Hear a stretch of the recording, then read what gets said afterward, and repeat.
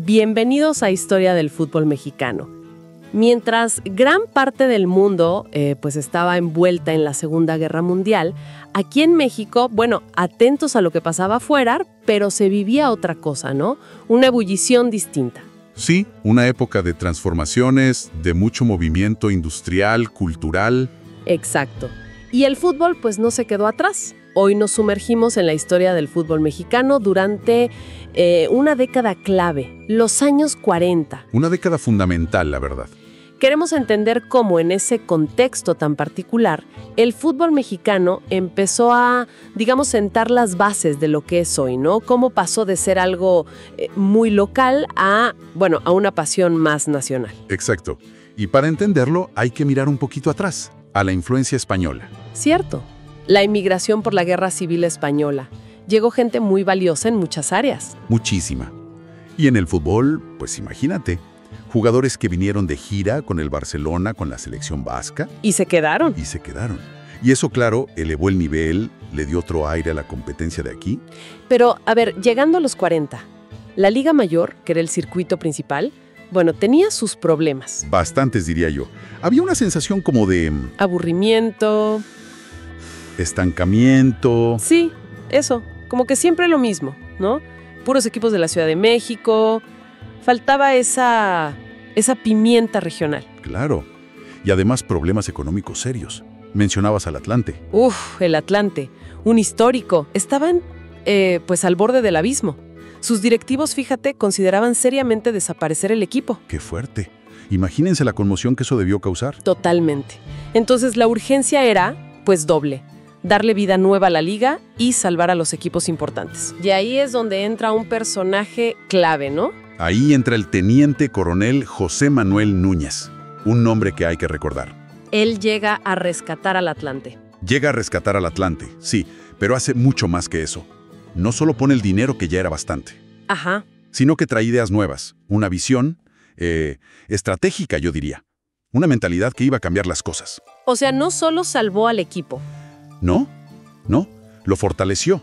Invirtió en jugadores, lo convirtió de un equipo en crisis a uno que peleaba arriba. Y su influencia empezó a crecer en la liga. Entiendo. Y aprovechando esa influencia, ¿qué propuso? Pues la idea rompedora, abrir la liga, invitar equipos de fuera de la capital. La expansión, que hoy nos parece normal, pero en ese momento era revolucionario. Y propuso 2 regiones específicas, Veracruz y Jalisco. Ok, ¿y por qué esas 2? ¿Había alguna razón particular? Aquí se ve su lado estratégico, ¿no? El teniente coronel sabía de infraestructura. Claro, por su formación militar, supongo. Exacto. Argumentó que tanto Veracruz como Jalisco tenían buena conexión por tren con la Ciudad de México. Los viajes eran factibles. Qué interesante. Usar la infraestructura existente para impulsar el deporte. Una visión muy práctica. Muy práctica. Y la idea, fíjate, pegó rápido. El Real Club España, otro de los grandes, la apoyó enseguida. Vieron el potencial. Y había también una lógica, de negocio, más allá de la logística. Claro que sí. Un factor demográfico importantísimo. En la Ciudad de México vivía muchísima gente de Veracruz y de Jalisco. Ah, claro. Traer a sus equipos era traer a esa gente al estadio. Exacto. Apelar a la nostalgia, al orgullo regional, era ampliar la base de aficionados, ¿no? Una jugada maestra, la verdad. Definitivamente. Logística, demografía, pasión, todo conectado. ¿Y cómo reaccionaron en provincia? ¿Aceptaron la invitación? Sí, aceptaron, aunque cada caso fue un poco diferente. Desde Veracruz, el que dio el paso fue el Moctezuma de Orizaba. Patrocinado por la cervecera, ¿no? Él mismo. Eso le daba respaldo económico, claro. Ya era un equipo conocido en la Liga Veracruzana, con jóvenes interesantes. Pero sabían que necesitaban más para competir en la Liga Mayor. Exacto. Hubo sus discusiones allí en Veracruz, dudas sobre si era el momento. Pero al final, ganó la visión de futuro. Era una oportunidad única. ¿Y en Jalisco? ¿Fue más fácil? Quizás un poco más directo.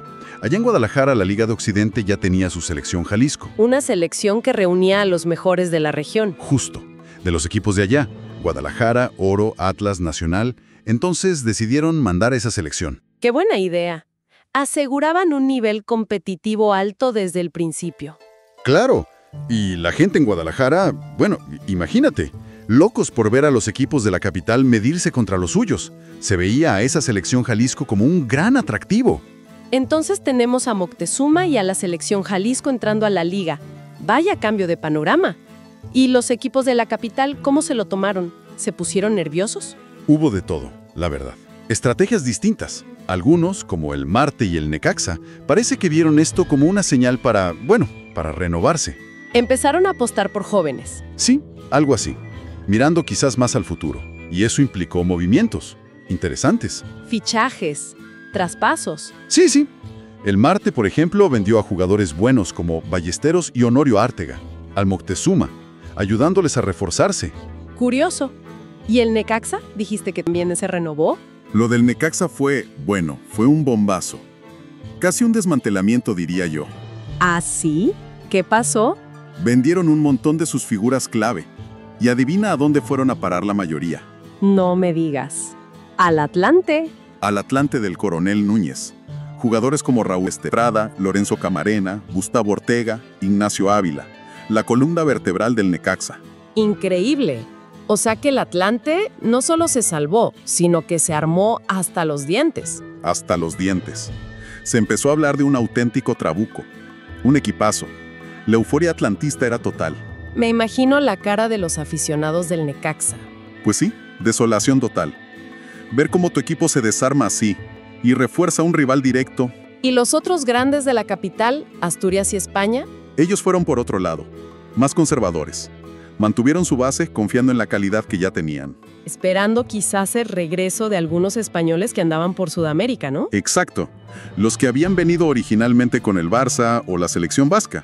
Apostaron por la experiencia, por el grupo ya formado. Qué interesante ver las diferentes reacciones, ¿no? Unos renovando, otros fichando a lo loco, otros manteniendo la calma. Se sentía la tensión competitiva. Muchísima. El ambiente era de efervescencia.